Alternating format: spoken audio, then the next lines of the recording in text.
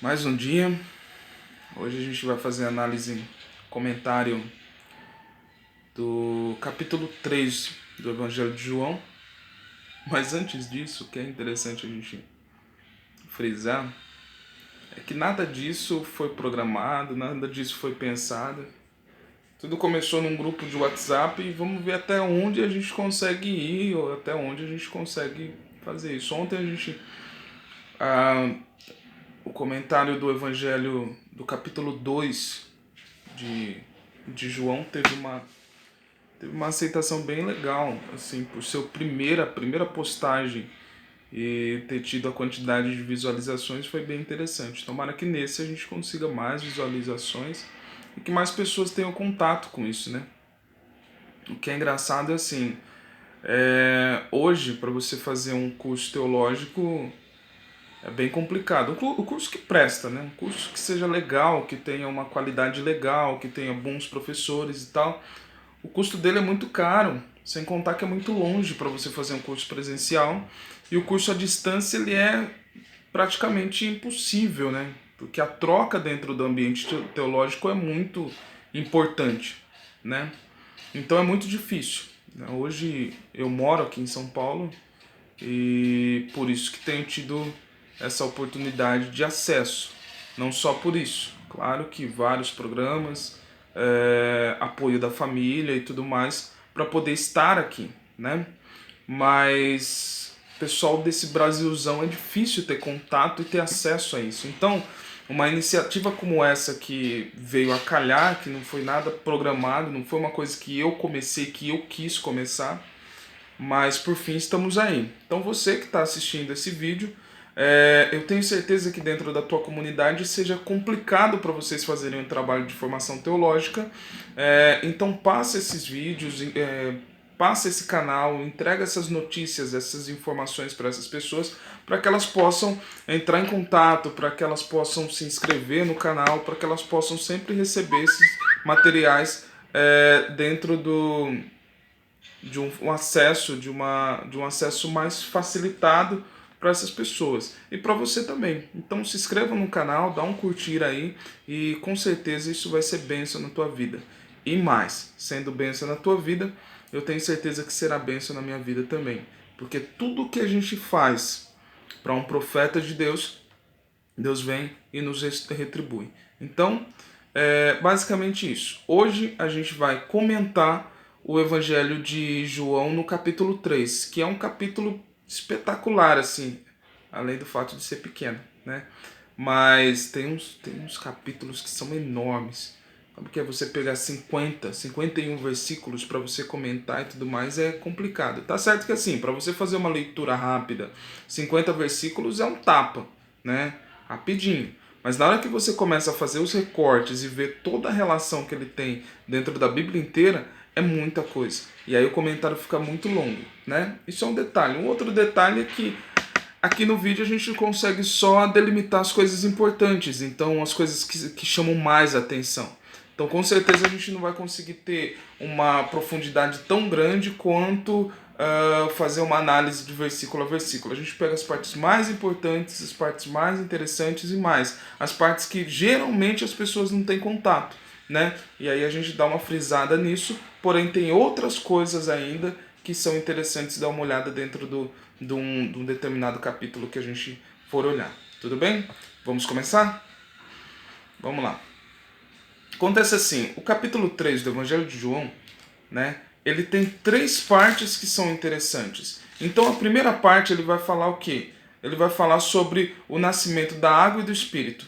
Existe uma questão específica aqui, e nem vamos contar que no capítulo 2 teve a transformação de água em vinho, tá? E aí a gente faz alguma relação com isso, vamos ver se a gente consegue tempo para fazer isso, tá? Então, no capítulo 3, do versículo 1 até o versículo 21, do 1 ao 21, é uma situação específica, é um diálogo de Jesus com Nicodemos. E aí a gente vai dar uma olhada nisso e pegar alguns pontos bem interessantes aqui que são espetaculares. Eu acho que esse trecho ele tem uma carga teológica muito grande, que aí a gente vai delimitar algumas coisas e vai começar e vai discutir com vocês e fazer esse comentário bíblico com vocês, tá bom? A outra parte, ele vai falar sobre a relação de João Batista com Jesus, porque Jesus começou a ter mais discípulos e aí o pessoal começou a questioná-lo. Então, do 22 ao 30, a gente vai fazer essa relação de que o que acontece? A nossa honra, ela é dada por Deus. E nós temos um trabalho específico, e todo trabalho é importante, tá bom?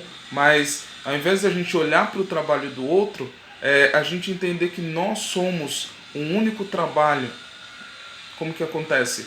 Nós fazemos parte de um corpo. Então, independente se o nosso irmão está crescendo ou não está crescendo, se ele não está crescendo, aí é culpa minha, eu tenho que ajudá-lo a crescer. Mas se ele está crescendo, isso quer dizer que é resultado de um trabalho meu também, porque fazendo parte do corpo de Cristo, nós crescemos juntos, né? Então, a gente vai dar uma olhada nesse trecho já, e a gente dá uma aprofundada nele e pega os cortes específicos. E depois, do 31 ao 36, é a relação de Jesus Cristo com o Pai, que também tem uns pontos aqui bem legais, tá bom?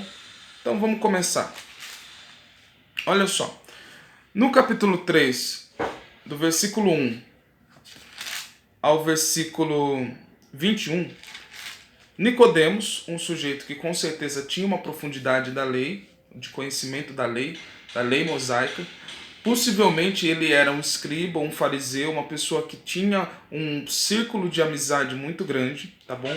Uma outra questão é que olhando no aplicativo, tá? Eu não dei uma olhada ainda nos 3 outros evangelhos para ver, mas parece que ele é mencionado só no evangelho de João, tá? Tenho que dar uma olhada em relação a isso, mas na hora que eu joguei no aplicativo, joguei Nicodemos no aplicativo, não consegui achar outras referências de outros livros a não ser do Evangelho de João, tá bom? Então essa é a relação. Uma outra questão é que Nicodemos ele é mencionado no capítulo 19 do Evangelho de João, e no capítulo 19 ele vai para o sepultamento de Jesus junto com José de Arimateia, tá? Então, isso é uma outra construção bem interessante, porque o sujeito ele veio nesse 3:1, ele veio encontrar com Jesus à noite, tá? Fugindo das outras pessoas para que ninguém visse ele com o Rabi, com Jesus. E quando acontece a situação lá na frente, ele vai no enterro de Jesus. Tá bom? Quando a gente for comentar o capítulo 19, a gente dá uma aprofundada maior. Mas, detalhe, além de ele ir para esse sepultamento, ele leva mirra e aleós. Ele leva algumas especiarias lá para esse procedimento do enterro de Jesus, e o custo dessas especiarias era muito grande. Né? Era muito grande, não era dias de trabalho, eram meses de trabalho para poder comprar esses objetos. Então, quando a gente chegar no 19, a gente vai dar uma olhada, mas a gente começa a ver essa evolução do sujeito nesse relacionamento com Cristo, tá bom? Desde o nascimento do ministério de Cristo até o final do ministério de Cristo terreno, esse sujeito ele estava. Então, isso é bem interessante, tá bom? Na figura de Nicodemos, o que a gente vê é essa transformação do sujeito, enquanto num momento ele valorizava demais essa tradição, e essa tradição ele vê a resposta dessa tradição na figura do Cristo, e essa tradição que ele vê na resposta da figura do Cristo começa a mudar e fazer toda uma transformação do sujeito. Ou seja, quantas pessoas hoje a gente vê que quando encontraram o Evangelho, encontraram por uma tradição, por um costume, e eram no alto escalão da sociedade, e por fim, a partir do momento que eles se encontram com Cristo, eles passam por uma transformação concreta e visual, onde todos veem essa transformação do sujeito. Tá? Então isso, na figura do Nicodemos, é muito interessante. Tá bom? Tem uma outra questão aqui no versículo 2 do capítulo 3, versículo 2, que acontece o quê? Nicodemos ele vai encontrar Jesus à noite, tá bom? Isso é um dado importante, porque quando a gente vai para o versículo 4, tem uma outra questão, que Jesus Cristo fala para ele. Como alguém pode ver, né? Deixa eu só dar uma olhada aqui, ó. No versículo 3, quem não nasceu, versículo 3, No versículo 2, Nicodemos está indo no escuro falar com Jesus. Tá? No versículo 3, Jesus Cristo vem falar claramente para ele: quem não nascer de novo não pode ver o reino dos céus, o reino de Deus. Tá? Nesse ponto a gente começa a entender algumas coisas que estão conectadas ali. Primeiro, Nicodemos vai à noite encontrar com Cristo. Encontrar com Cristo ele vai à noite. E à noite, claro, ausência de luz. Ainda mais naquela situação, no lugar onde não tinha luz elétrica. Nicodemos estava totalmente ausente de luz. Tá? Só que Jesus Cristo, quando a gente começa a ver já no capítulo 1 de João, Jesus Cristo ele é a luz. Tá bom? Então Nicodemos ele vai à noite simplesmente porque ele estava ausente de luz, ou seja, ele estava distante da luz. E quando ele passa a ter um encontro com Cristo, ele vai conseguir ver o reino de Deus, o reino dos céus. Tá? Então, a partir do momento que ele passa por esse novo nascimento, essa noite que ele estava passa a se tornar dia e aí ele consegue ver o reino de Deus. Então, essa construção ela é muito interessante. Tá bom? Aí a gente abre um parênteses aqui, que é para a pregação sua no domingo, tá? Que é o quê? Ninguém consegue ver o reino de Deus ou a ação de Cristo se não tiver a partir da luz do Evangelho. A partir da luz da mensagem de Cristo, não consegue ver o reino de Deus. Então, a partir do momento que nós nos encontramos com Cristo, Cristo ele é a luz do nosso caminho e o caminho é ele mesmo. Então a gente começa a ver a luz, a gente começa a ver o caminho, porque a gente está na luz do Evangelho e assim a gente começa a ver a nossa caminhada. Então isso claramente é a questão de Nicodemos. E por que Nicodemos ele vai à noite? Simplesmente porque com certeza todos os amigos dele já estavam falando de Cristo. Então ele vem e fala, ele usa sempre a questão do nós. Ele fala sempre na terceira pessoa dentro desse momento. Ou seja, muita gente estava falando de Cristo, tá bom? E o que acontece? A partir do momento que nós começamos a fazer a obra de Deus, todo mundo começa a falar de nós. Em algumas situações começam a falar mal, outras vezes começam a falar bem, mas seremos falados. Nosso testemunho, ele é visto por todos, tá bom? Um outro trecho que é bem interessante nesse texto aqui, tá bom? É a questão do novo nascimento, tá?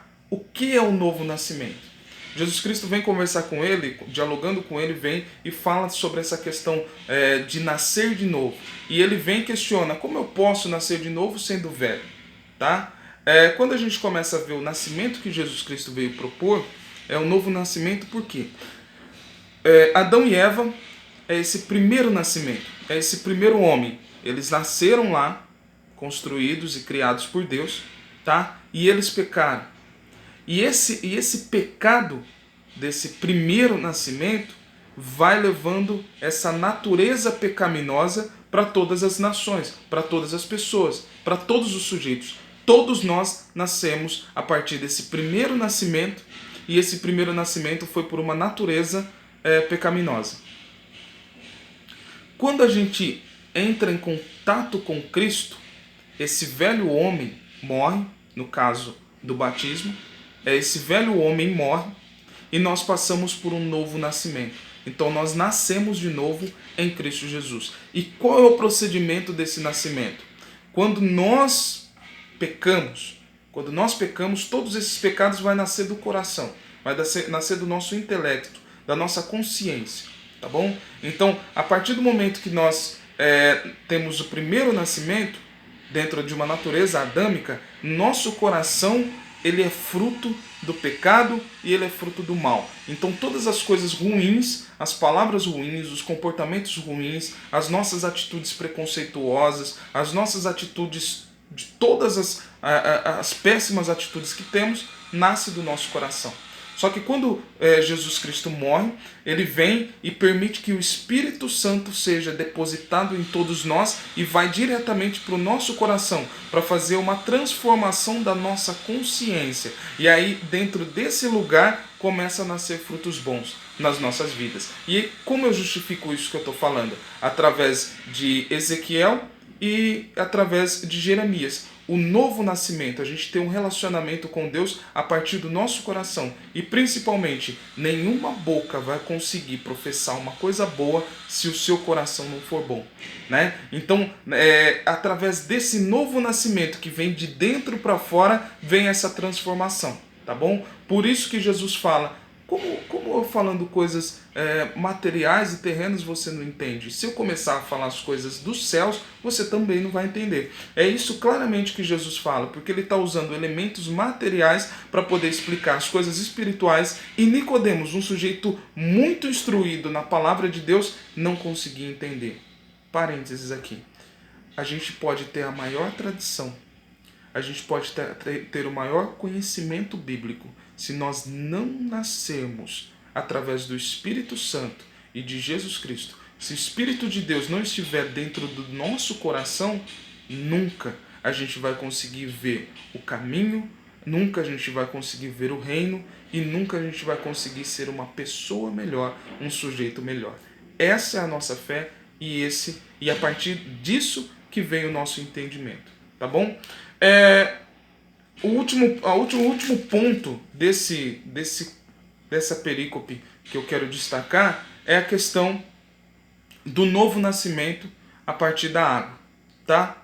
Então, nascermos da água e do Espírito. Quando fala do nascimento da água, antes disso, ele remete lá atrás, tá bom? Primeiro, a construção do homem e da mulher, tá? Então, Deus pega do pó da terra e constrói o homem. Claro, deve ter usado água, tá bom? Então ele vem e constrói a partir da água. E aí a gente vai ver o nosso corpo humano, ele tem uma grande quantidade de água, tá bom? Então a partir daí. Depois a gente tem a situação da Arca de Noé, tá? Quando todo mundo estava em pecado, Deus escolhe uma família e essa família passa pelas águas e eles são não purificados, mas eles, a partir dele é iniciada um novo povo, tá bom? Então tudo acaba, passam pelas águas e começa uma nova história, um novo mundo, um novo momento, tá bom? Arca de Noé. Depois a gente vai ver a questão da saída do Egito, tá? A passagem pelo Mar Vermelho e a passagem pelo Rio Jordão, tá bom? Então, esse caminho que ele vai falando. Se eu não estou enganado, é Rio Jordão mesmo, tá? Eu tenho que conferir isso e você confira aí também. Mas se eu não estou enganado, é isso mesmo. Mas o que acontece? Então, Moisés vem, passa com eles no Mar Vermelho e Josué, na hora que ele vai entrar na terra de Canaã, ele passa por um rio. Então, essa passagem, tá? Essa passagem é o símbolo de um batismo também, tá? E o batismo também é símbolo desse momento, tá? E aí, a outra questão que a gente vai ver é no livro de Levítico, todos os rituais de purificação, todos os processos de purificação na questão da lavagem das mãos e na questão de purificação através do fogo, ou através da água ou através do fogo que acontece esse processo de purificação. Quando a gente passa pelo batismo, qual é o significado? Tá? Esse velho homem passamos por esse rito, por esse momento de purificação e de transformação, e hoje nós temos uma nova vida, um novo momento, tá bom? Então essa passagem do batismo que está nas cartas de Pedro, está lá também falando claramente sobre isso, sobre esse batismo sendo figura também da passagem do mar, lá no Velho Testamento. Então a gente vê essa questão, tá bom? Então esses são os pontos que eu acho mais interessantes, tá bom? Depois, quando a gente vai para o versículo 21, mas aquele que pratica a verdade vem para a luz, tá bom? Então, nós começamos um novo nascimento, e na verdade, por quê? Porque todas as nossas ações começam de dentro do coração. Não existe um sujeito verdadeiro se ele não tem uma vida totalmente voltada para o bem a partir do seu sentimento. Ou seja, eu tenho que fazer o bem porque eu quero muito fazer o bem, porque eu tenho tanta vontade de fazer o bem. E na boa, se você não tem o Espírito de Deus, só vai ter vontade de fazer o mal, tá bom? E eu também, tem hora que dá vontade de sentar a mão na orelha de uns par de Zé Mané aí. Mas então, aí quando você tem um encontro com Deus, a partir desse sentimento bom que o Espírito Santo vem e coloca na nossa vida, a gente começa a ter comportamentos bons, ações boas e tudo mais. E isso dentro da nossa fé cristã, tá bom?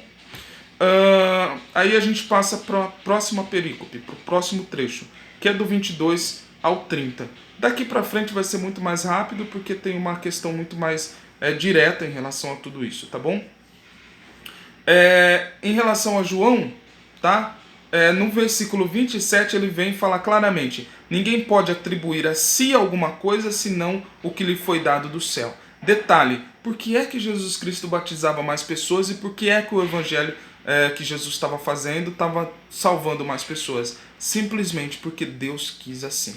Tá bom? Muitas das vezes a gente começa a questionar por que as coisas no nosso evangelho, na nossa ação, não dá certo, porque a gente faz tanta coisa dentro da igreja e por fim é o irmão ou a irmã que começa a prosperar mais que a gente. Detalhe, Deus distribui para cada um segundo a sua vontade. E mais, todas as ações que nós fazemos dentro da igreja e fora da igreja são para a honra e para a glória de Deus. Tá bom? Então, o nosso trabalho, ele vai até onde Deus quer. E o trabalho do outro começa e vai até onde Deus quer, entendendo que todos nós somos trabalhadores na mesma seara. Somos trabalhadores no mesmo plantio, na mesma obra. Nós trabalhamos para construir o mesmo edifício. Então todo trabalho se resume e se constitui num único trabalho, o trabalho do reino de Deus. Tá bom? Então nesse ponto, uma outra coisa que acontece é o que? Muitas das vezes a gente começa a ver as nossas habilidades, as nossas forças, o que a gente consegue fazer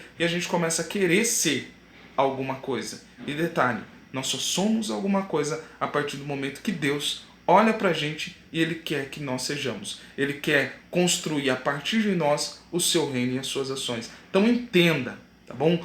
Todas as coisas boas que estão acontecendo na sua vida são para a glória e por glória e graça de Deus.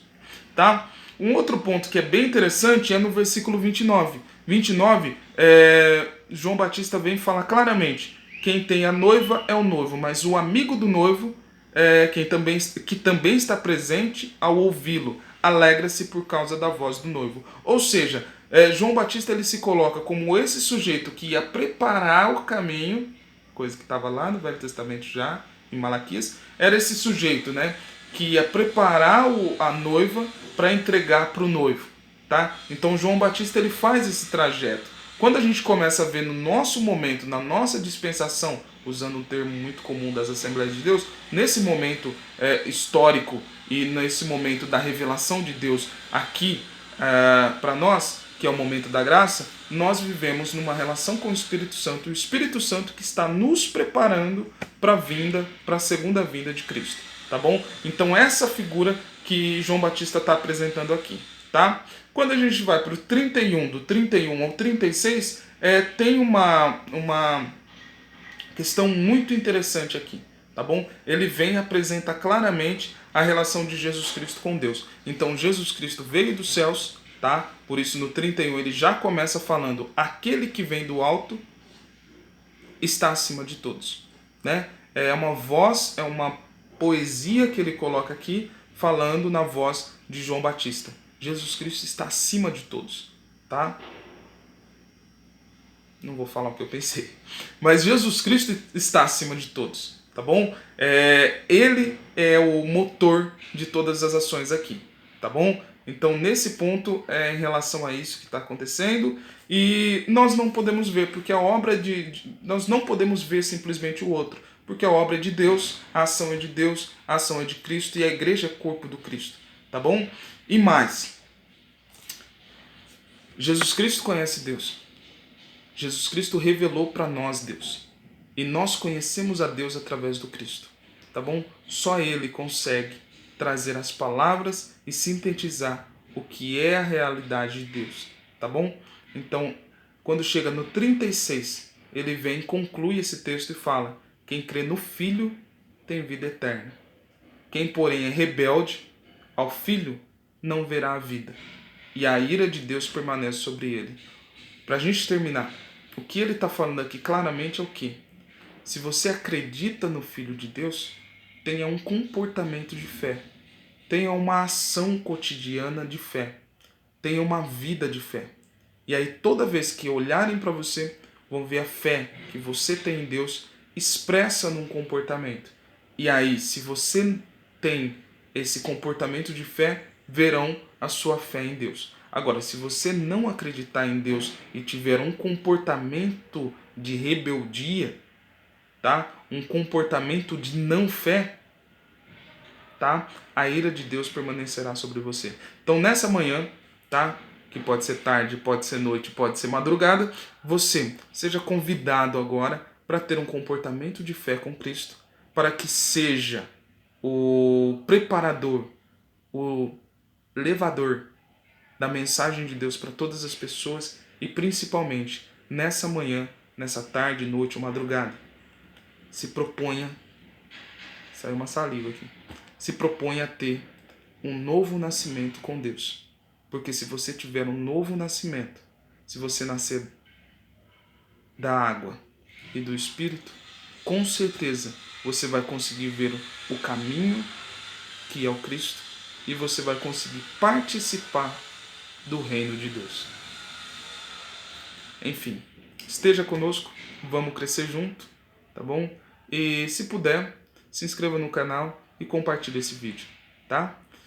Graça e paz.